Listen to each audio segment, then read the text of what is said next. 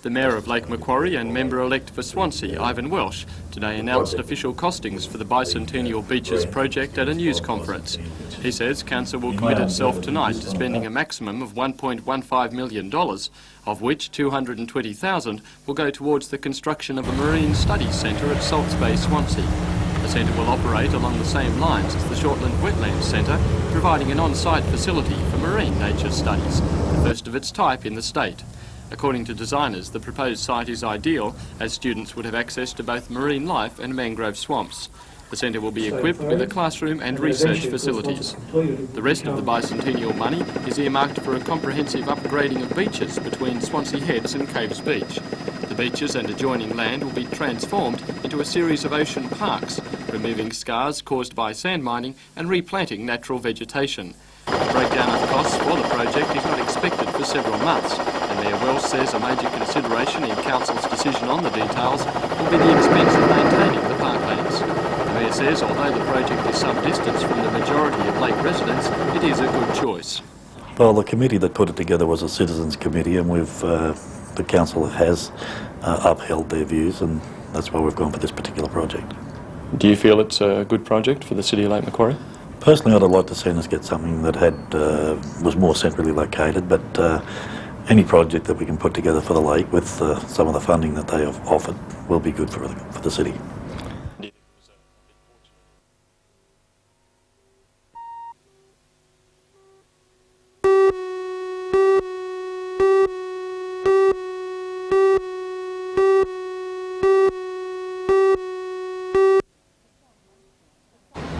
For some months now, some of the shops in the Star Village have remained vacant, but a plan has emerged that could see the area revitalised and rejuvenated. The Star Village property managers, Devon, Tooson and Hickson, are behind a push to turn the centre into an arts and crafts village, similar to that found in the Rocks. They plan to subdivide some of the shops into smaller shop spaces and to offer lower rents to assist some new businesses to get off the ground. Last night, a public meeting was held in one of the shops to gauge public interest and to discuss the kind of business skills that interested people would need to have. According to Gloria McKinnon, one of the forces behind the push, spinners, weavers, potters and Australian antiques are just some of the businesses that they are seeking. I've been 10 years in this area here, and I think this just lends itself perfectly. It's got that wonderful waterfall out the back, and it's just a little oasis in Newcastle that most people don't know about. And with all of those little shops leading out onto it, I think that it would be like a small rocks area that could then grow to maybe a large rocks area.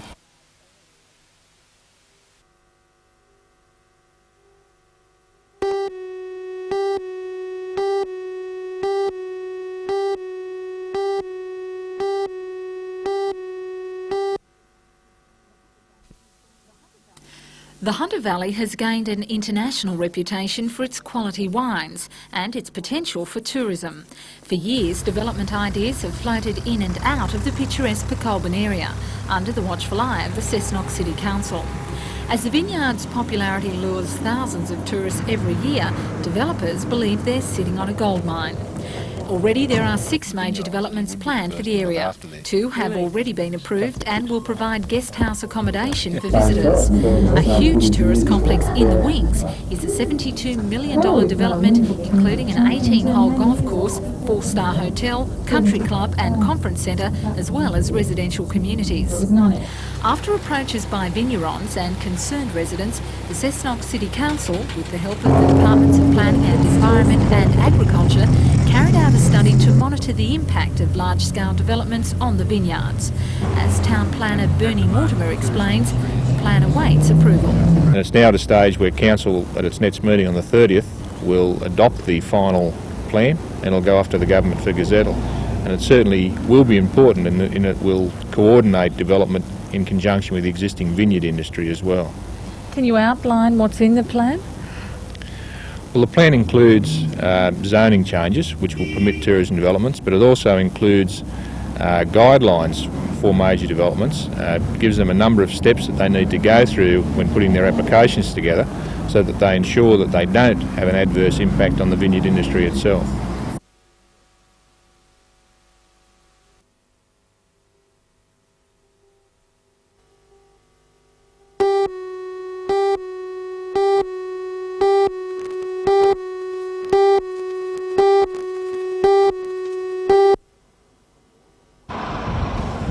event of a war or what's called a low-level conflict, Bayswater Power Station, along with several other industrial centres in the Hunter, would be on the enemy's hit list. For the Army Reserve, it's the ideal scenario. The ground plan is that the brigade is deployed to cover likely enemy objectives which have been identified.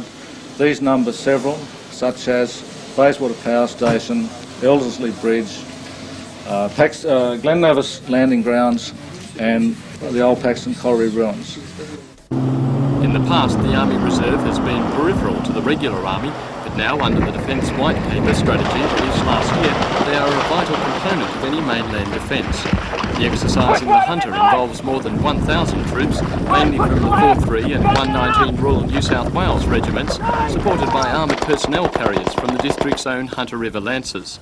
The enemy is played by a Raider battalion of regular troops from Townsville. For the Army Reserve, an important aspect is a boost in public prestige. Instead of conducting seemingly irrelevant training exercises in isolated bushland, they are now working in the community, demonstrating their new role as part of the defence network.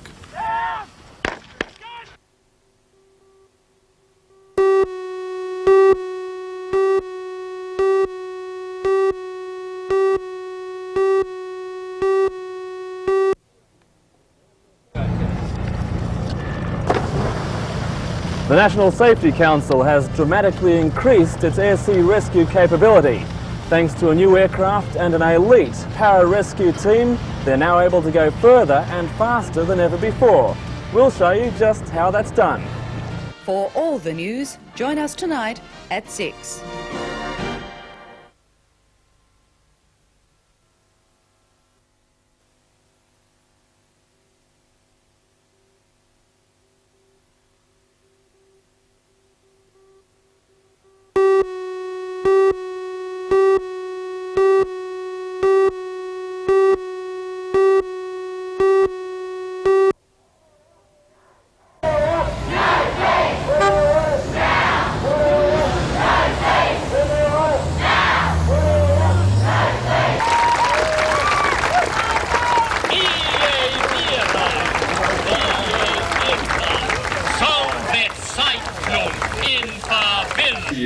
Whether it's a proposal to go to arbitration or whether it's a proposal to accept a negotiated settlement, whatever it is, we're committed to bringing that back to meetings of members so that you will be the final people who will determine our response in either event.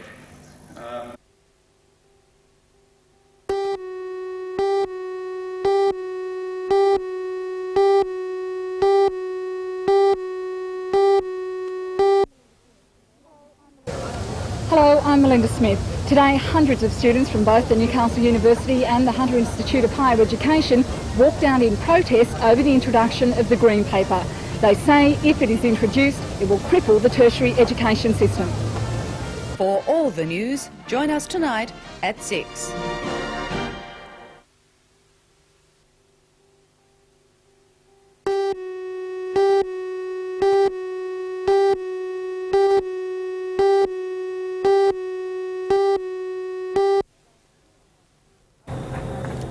About 2.5 years ago, Kerry Doyle, a nurse, was working in the casualty section of a busy hospital.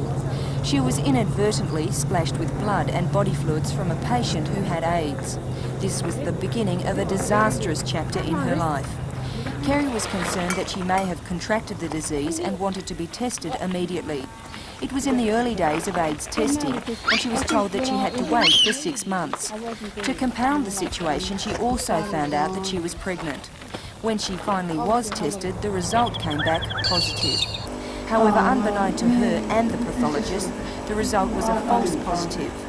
In the months that followed, while Kerry thought she had the virus, her life just started falling apart.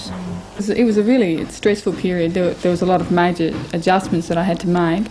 I found it very difficult to find employment. I was pregnant with my second child and I was advised to have an abortion, but at 6 months I felt it was a bit late. My husband had left. Very stressful. In fact, probably my whole life was pretty well turned upside down by then. She was shunned by much of the local community and found people no longer brought their children to the centre where she was a childcare leader. Then came the news that the test had been an error, that she'd received a false positive result. Kerry says at first she did not believe what the doctor told her. Perhaps the most chilling factor is that when Kerry thought she had the disease, she contemplated putting her children out for adoption. Perhaps it was even wrong of me to even consider doing that, but that again, that I had thought that was the best thing to do, to give them a better life. But yes, I think that if I had given them up and then found out, say in 1 year, that I didn't have it, that would have been worse. That would have been worse. What greater punishment could there have been for that? Despite the fact that Kerry is now totally in the clear, it's not been easy for her to rebuild her life. She's been plagued by ignorance and even recently received threatening telephone calls. Throughout the whole ordeal, Kerry's parents stuck by her. She and her son Robbie, now 4, and David, now 2, lived with them on the Central Coast. She has just now bought herself her own house in a small village in the Hunter, and bit by bit is reforming her life. But her experience leaves her feeling very sorry for people that do actually suffer with the disease. Oh, I really feel for them. I think not only are they unwell, so dreadfully unwell, but it seems that society just does not accept them at all. If you know anybody with AIDS, then put your arm around them. You're not going to get AIDS in doing that at all.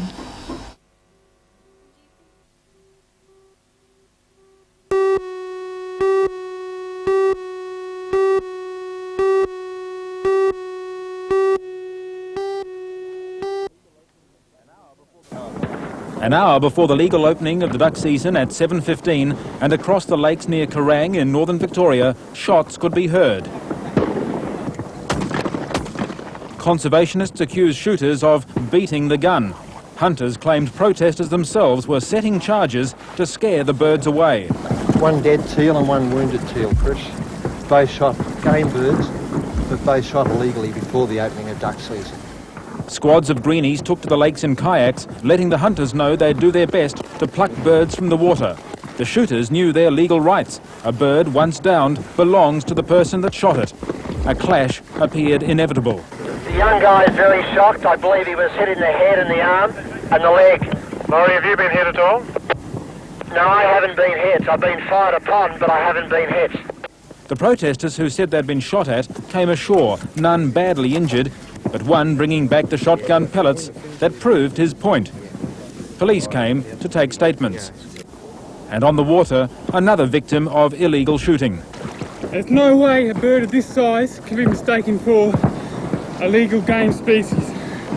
This makes a mockery of hunters' claims to being responsible. The Liberationists threatened to bring prosecutions against any hunters who killed birds that were brought down wounded but not dead. They argued that such prey should be handed over to vets, but their pleas were futile.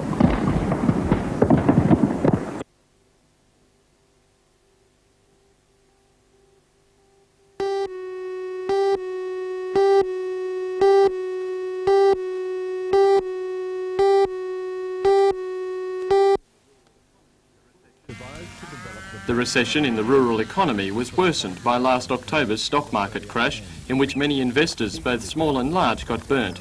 A good proportion of them in Newcastle had invested through the internationally recognised Sydney-based firm Bain and Company. This week, Bain and Company held a seminar for its clientele to update them on the current state of the Australian economy. Chief economist for the firm, Dr. Don Stammer, told the gathering the worst was over and there is no reason why the Australian economy shouldn't continue to improve. The Australian economy may slow a little in the next 12 months, but there won't be a recession. The share market crash has done a lot less damage to the real economy than most people thought. We expect a little further recovery in the Australian share market, and we do expect interest rates to fall further over the next few months. And will the change of government at a state level have much impact on those predictions? The change of government in New South Wales will not alter the mood of the federal government, which is to introduce quite a large surplus in its budget, and that is very, very good news for interest rates. It increases the prospects that interest rates can fall. What the change of government in New South Wales probably does is increase the pressure on Mr Keating to reduce personal taxes in his May economic statement. Dr Stammer was also optimistic about the direction of the rural economy. Wool farmers are having a very good year, and early indications are that wool prices will be high again next year. Beef producers have had some benefits with rising prices. However, wheat farmers have not seen such good times, and particularly people in the marginal farms, life is very, very tough. And dairy farmers also have not had the same good fortune that wool growers. But for wool growers, it's certainly the best year in the last 10, and for some of them, it brings back memories of 1950-51, when wool was also very, very profitable. So do you expect then that we shall see less of the situation where farmers who can't pay lose their properties? The problem of farmers with debts is going to be a lot less of a problem than appeared 2 years ago. 2 years ago, there were a lot of worries that some farmers would have to leave their property and basically walk off their property. That is going to be much less of a problem than anyone thought 2 years ago. The banks have done what they could to try to help people, but with the much bigger farm checks coming in, particularly for people with wool or beef, the problem that you mentioned of farmers having to walk off will be much less. And that's very good news not only for the farmers themselves, but for country districts. Thanks, Doctor.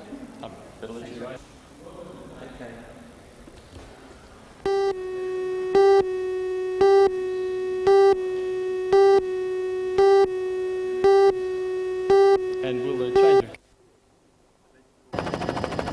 The Vegetable Growers Field Day is the highlight of the agricultural calendar in the largely horticultural area of the Central Coast. The day, which is held once every 2 years, provides an opportunity for growers to talk over problems, listen to expert advice in a series of free lectures, and view the latest in their field. More than 40 companies were on site for the field day, displaying state-of-the-art machinery for growing fruit and vegetables, including sprinkler systems, pumps, and new methods of crop spraying. Amongst the very latest on display, this fruit-picking platform designed by local inventor Les Jarvis. Not only does the platform reduce cost by transferring controls to the pickers, thus making a driver unnecessary, but the tractor may also be removed when the platform is not needed. And the innovations weren't confined to the machinery world. The focus of attention at the field day was this 1 acre plot where growers could inspect and compare more than 100 new vegetable varieties. The vegetables have been grown by Jim Murison from the Gosford Department of Agriculture and include some unusual variations which may soon become fashionable, such as black capsicums. According to Jim Murison, it's vital for growers that they keep up with the latest developments. It's very important for them to keep up to date because some varieties have resistance to disease, so it means that they don't have to spray or spray so often. Others have some resistance to insects, so that's a reduction in chemical usage. And also some of them are new lines, or some of them produce bigger crops than we've had before. So even vegetable farmers really have to move with the times? Certainly, and they have to move very quickly with the times. Any vegetable grower that was growing a variety that was in vogue 5 years ago would be out of business very quickly. Varieties change very, very fast, and it's important for a farmer to keep up to date with that.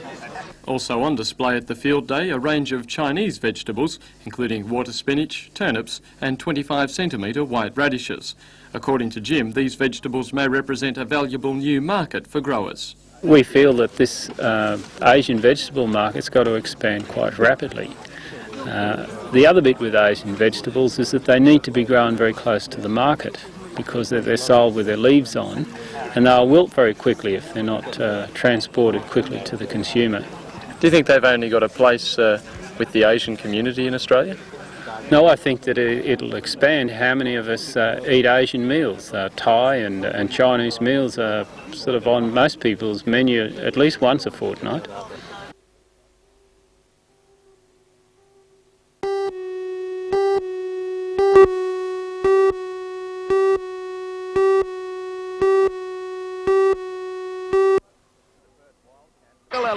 The Perth Wildcats are one of the most spectacular teams in the NBL. In their 8 games so far, they've lost and when you have a look at the half-time score, where the Falcons had registered 70 already, they've been kept well in check so far. And Cal Bruton, former Harlem Globetrotter Tiny Pinder, and the most spectacular player in the NBL, James Crawford. We've got to try and find a way of holding down one of their stars, and if we can restrict one key player, and put more pressure on their bench players or their lesser lights to score more, then I think we can win the game. And I think we've got them pretty worried anyhow. Any particular player you're going to single out? We've got one or two things in mind that we'd like to go after. I'd prefer probably not to talk about which individual we're triggering on, but I think that Perth are fairly worried about us too, because they have some match-up problems with us, and it'll be a matter of who can dictate the tempo of the game. On Saturday night, the Falcons then take on the Sydney Kings in Sydney. The Falcons will be seeking revenge after losing to the Kings in Newcastle just 2 weeks ago. We were disappointed with our performance here. We thought we played fairly well, but we played a couple of key points poorly. And because we've been very successful in Sydney this year. We've won more games in Sydney this year than they have. And I think we've played better in Sydney than they have. I'm not sure. Well, they have not played very well on their home court yet. It'd be just our luck that they come out and have a blinder, I suppose. But we're confident that if we play well there, we can get their scalp.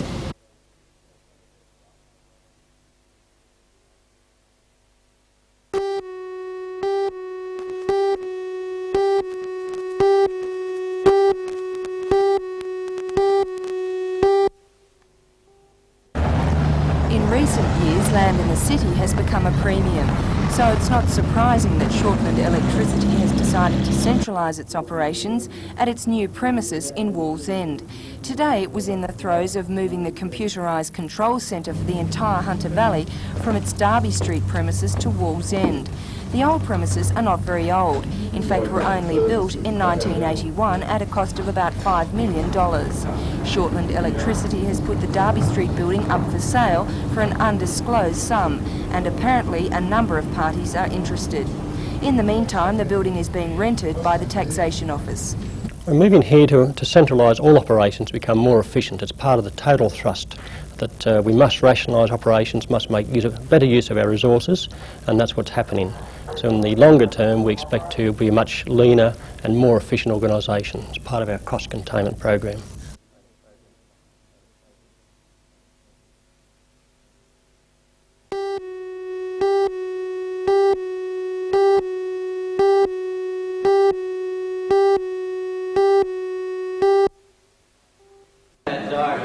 Conveners of the new course say the response was overwhelming when it went on offer this year. However, the Institute had to limit its enrolment to 40 part-time students who will complete the diploma over the next 4 years. At the same time, the Institute has made the unusual move of running concurrently an off-campus course for inspectors from the Department of Industrial Relations at the Department's Sydney facility at Londonderry. Director Ross Coulton says the course has evoked such strong interest because it provides a degree which until now was unavailable on the eastern seaboard, but which is gaining in importance. On the 1st of January next year, legislation will come into place requiring all new employees of the Department of Industrial Relations to have a degree in occupational health and safety. According to Mr Coulton, the Institute course has been designed for personnel working in industrial and commercial organisations and gives them a good grounding in all aspects of the field. During the course, they study occupational health and hygiene, ergonomics, some occupational safety technology, as well as being supported by an academic support module, which is also an innovation in tertiary education. Is that all book learning? No, a lot of it is hands-on learning. We do a lot of work in this laboratory. A lot of the physiological aspects are done through study, actually using instruments to check out pollution levels of various kinds and so on.